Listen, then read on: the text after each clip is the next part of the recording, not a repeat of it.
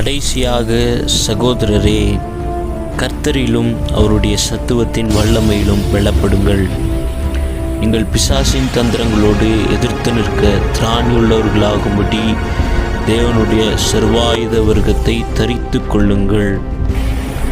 ஜெபம் என்பது அது நமக்கு கொடுக்கப்பட்ட ஒரு அதிகாரமாக இருக்கிறது. சர்வாயுத வர்க்கத்தை நீங்களும் நானும் தரித்து சாத்தானுடைய எல்லா கொண்டு வருகிற அக்னி ஆஸ்திரங்களை அவிழ்த்து போடத்தக்கதாய் கர்த்தர் கொடுத்த இந்த சர்வாயுத வர்க்கத்தை தரித்து ஜெபத்தோடே நாம் எதிர்த்து நிற்போம். கர்த்தருடைய வேலையை செய்வோமாக.